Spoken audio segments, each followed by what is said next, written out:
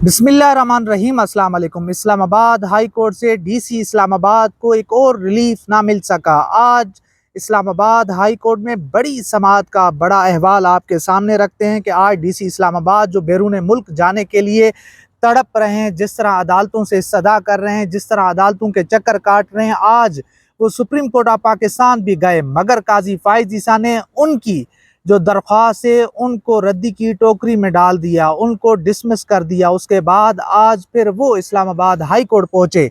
आज यहाँ पर भी जज आमिर फारूक की अदालत से भी उनको इंसाफ नहीं मिला। कमरा अदालत में वो बैठे हुए थे, बड़े गमगीन थे, बड़े परेशान थे, और जिस तरह वो बाबर सत्तार साहब की अदालत से उनके फैसले आने से पहले बैरून मुल्क जाना चाहते हैं, बैरून मुल्क फरार होना चाहते हैं, बैरून मुल्क जाकर पनाह लेना चाहते हैं, तो अब उसमें भी इस्लामाबाद हाई कोर्ट ने रुकावट डाल दी है। आज इस्लामाबाद हाई कोर्ट से उनको रिलीफ नहीं मिल सका है। तारिक महमूद जहांगीरी साहब, उन्होंने बड़े सख्त सवालात उठाए। उन्होंने कहा कि आपने हमसे झूठ बोला है, आपने हमसे हक़ाइक़ छुपाए हैं, आपने कोई ऐसा फैसला हमारे सामने नहीं रखा है, कोई सुप्रीम कोर्ट का हवाला नहीं दिया है, उनके ऑर्डर का हवाला नहीं दिया है, बड़ा मिसकंडक्ट किया है, आपने अदालतों का मजाक उड़ाया है। इसके साथ साथ आज पूरी अदालती कार्रवाई में क्या हुआ वो मैं आपके सामने रखता हूं कि आपने हाई कोर्ट के इंट्रा कोर्ट अपील की ऑर्डर की कापी नहीं लगाई। चीफ जस्टिस आमिर फारूक, आपने सुप्रीम कोर्ट के इस मामले पर ऑर्डर की कापी भी साथ नहीं लगाई। चीफ जस्टिस, आपने इस अदालत से मुतल्लका हक़ाइक़ छुपाए हैं। जस्टिस तारिक महमूद जहांगीरी, जस्टिस तारिक महमूद जहांगीरी का तो मौक़िफ़ है कि अपील जुर्माने के साथ खारिज कर दी जाए। जी हाँ, ये बड़ा अहम पॉइंट है कि जस्टिस तारिक महमूद जहांगीरी ने ये जो डीसी इस्लामाबाद की जो पटिशन थी, जो इंट्रा कोर्ट अपील लगाई थी, अभी तो केस का फाइनल फैसला भी नहीं हुआ, अभी तो जस्टिस बाबर सत्तार ने कोई फैसला भी नहीं सुनाया, तो कैसे मुमकिन हो सकता है कि डीसी इस्लामाबाद उठ के इसके खिलाफ सुप्रीम कोर्ट जाता है, सुप्रीम कोर्ट के बाद जो है इंट्रा कोर्ट अपील में इस्लामाबाद हाई कोर्ट आता है, और अदालत इसी तरह की उनकी एक पहले भी जो इंट्रा कोर्ट अपील थी वो मुस्तरद कर चुकी है, उनको ख़त्म कर चुकी है। तो आज जो है जस्टिस तारिक महमूद जहांगीरी काफ़ी शदीद गुस्से में और काफ़ी बरहमी का इजहार किया। उन्होंने कहा कि क्यों ना आपकी ये अपील जुर्माने के साथ वापस कर दी जाए, आपके ऊपर जुर्माना लग जाए। और ये समझ से बाहर है कि डीसी इस्लामाबाद को आखिर इतनी क्या जल्दी है कि वो जो है मुल्क से बाहर जाना चाहते हैं।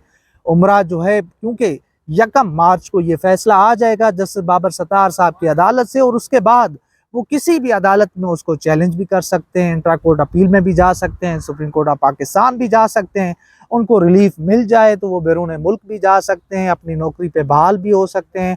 मगर क्योंकि उनको मालूम हो चुका है कि उनकी चोरी, जिस तरह उन्होंने पिछले 2 साल में यहाँ पर इस्लामाबाद में चादर चार दीवारी का तकद्दुस पामाल किया, जिस तरह से पुलिस को तहरीक इंसाफ के ख़िलाफ़ इस्तेमाल किया, तहरीक इंसाफ के लोगों को जिस तरह से अगवा किया जाता रहा, उनको पाबंद सलासिल किया जाता रहा, ख़वातीन को सड़कों पर घसीटा गया, तो इसमें ये बराबर के शरीक थे। जिस तरह इन्होंने बैरूनी ताकतों यानी कि ताकतवर कुव्वतों के कहने के ऊपर जिस तरह के काम दिखाए, जिस तरह की इन्होंने फुर्तियाँ दिखाई, तो अब इनका एहतसाब हो रहा है, अब इनके ख़िलाफ़ जो शिकंजा सख्त हो रहा है। तो अब ये बैरून मुल्क भागने की कोशिशें कर रहे हैं, बैरून मुल्क जाने के हवाले से बड़े कोशिशें कर रहे हैं। तो देखते हैं कि अभी तक तो अदालत से इनको रिलीफ नहीं मिला है, अभी तक ये जो है बैरून मुल्क नहीं जा सकते। इसके साथ साथ आगे क्या हुआ, मैं ये कर देता हूँ कि आपकी अपील पर एतराज़ बरकरार रखते हैं। हमने अदालत के सामने वीज़ा टिकट रखे हैं कि फैमिली के साथ उम्रे पर जाना है, कोई एक फ़ैसला दिखा दें जहां हतमी फ़ैसले से पहले का अपील काबिल समाअत हो। आपने जिस फैसले का हवाला दिया इसमें हतमी फ़ैसला हो चुका है, अदालती नज़ीर का हवाला दें जहां हतमी फ़ैसले से पहले अपील काबिल समाअत हो। तो ये आज पूरी जो है केस की समाअत थी जो मैंने आपके सामने रखी है कि डीसी इस्लामाबाद को आमिर फारूक साहब की अदालत से भी इंसाफ नहीं मिला है। आमिर फारूक के हवाले से जैसे ही ये कल हमारे पास खबरें आई कि जी आमिर फारूक साहब की अदालत में ये केस लग चुका है, तो हम भी यही कह रहे थे और बाकी लोग भी यही कह रहे थे कि जी आमिर फारूक साहब की अदालत से उनको इंसाफ मिल जाएगा, वो बैरून मुल्क भी चले जाएंगे, उनका वीज़ा भी बहाल हो जाएगा, उनका पासपोर्ट भी बहाल हो जाएगा, तमाम तर चीज़ें हो जाएंगी। मगर क्योंकि अभी ये फैसला नहीं हुआ। जस्टिस बाबर सत्तार साहब ने अभी कोई हतमी फैसला जारी नहीं किया। एक जो है ऑर्डर है और वक्ती ऑर्डर है, तो उसको किस तरह जो है चैलेंज किया जा सकता है। सुप्रीम कोर्ट भी गए, हाई कोर्ट के भी चक्कर लगा रहे हो, अभी भी यहाँ पर डीसी इस्लामाबाद हाई कोर्ट के अंदर मौजूद हैं। तो देखते हैं कि सूरत हाल किस तरफ जाती है, मामलात किस तरफ जाते हैं। डीसी इस्लामाबाद साहब क्या वो जो है बैरून मुल्क भागने में कामयाब हो जाएंगे या फिर नहीं। तो इस्लामाबाद हाई कोर्ट से फिलहाल इतना ही। तो इंशाल्लाह मिलते हैं अगली वीडियो में, तब तक के लिए अल्लाह हाफिज़।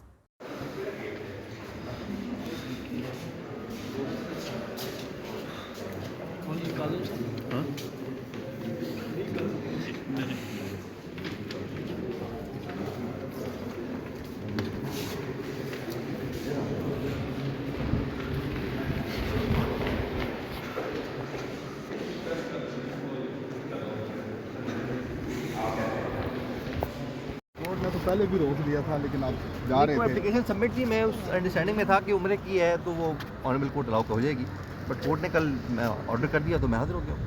जी ठीक है। लेकिन हम सोच भी नहीं सकते कि कोर्ट के ऑर्डर की कंप्लाई ना करें। ठीक है, मैं मुल्क से बाहर भी होता तब भी आ जाता, ये तो मैं खैरपुर तक था। हाँ, आप तो खुद आ गए, कोर्ट ने तो ऑर्डर किया था। जी, देखें, साहब को भी ऑर्डर किया। कोर्ट की कंप्लाइंस तो हम सबका फर्ज है, आप पे भी मेरे पे भी। तो आप कोर्ट में आपके वकील साहब कह रहे थे कोई ऐसी इंटेंशन नहीं थी कि कोर्ट के ऑर्डर को फ्रस्ट्रेट किया जाए, लेकिन सेट असाइड होते थे एमपीओ ऑर्डर्स, फिर से आप दोबारा नया एमपीओ वैसा ही अलाइकली आर्गूमेंट इधर हुए हैं, अच्छा नहीं बात कि मैं उस पर दोबारा कमेंट करूँ। काउंसिल ने उधर बात की, आप सब लोगों ने सुन लिया, तो वो बेस्ड ऑन रिपोर्ट्स होती हैं, इंटेलिजेंस एजेंसीज हैं मुल्क में, जो मेरे कान और आंखें तो वही हैं। तो आप आज मुझे कहें कि जी यहाँ कुछ होने वाला है और मैं फिर आपकी बात ना मानूँ, खुदा ना खास्ता यहाँ हो जाए कुछ, तो जिम्मेदार तो मैं हूँगा। तो बहुत सारी चीज़ होती हैं जो प्रिवेंट करनी पड़ती है। लेकिन मेरा अगेन बात वही है कि कोर्ट में सबमिशन की है हमने, तो मैं बात जितनी कम करूँ तो बेहतर है। कोर्ट बाकी कोर्ट का डिसीजन है, ऑनरेबल कोर्ट्स हैं, पूरे मुल्क में इंसाफ मिलता है और इस्लामाबाद कैपिटल है और कोर्ट में एक केस चल रहा है 6 महीने से। जो कोर्ट फैसला करेगी हम उसको कंप्लाई करेंगे। हमारी क्या जरूरत है कि जी हम कोर्ट को कंप्लाई ना करें किसी भी ऑफिसर की या किसी भी सिटीजन ऑफ पाकिस्तान की।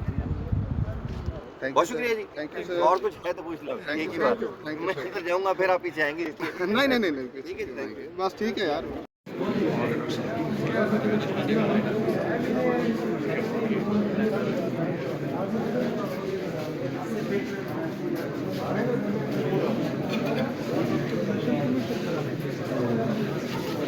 तो तुम किधर आए हुए हो हरम? ये तुमसे पूछना है।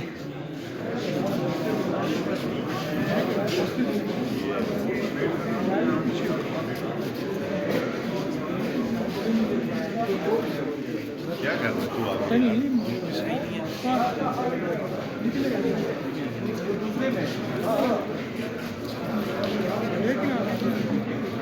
चला जाएगा। तो मेरे आगे क्यों आ रहे हैं?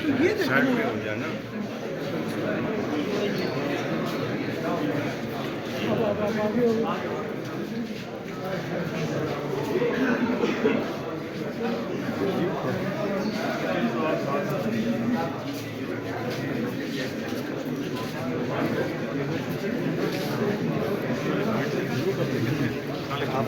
सर तौहीन अदालत लगी है, कुछ कहेंगे? क्या कहते हैं? कोर्ट के ऑर्डर का इंतजार होगा।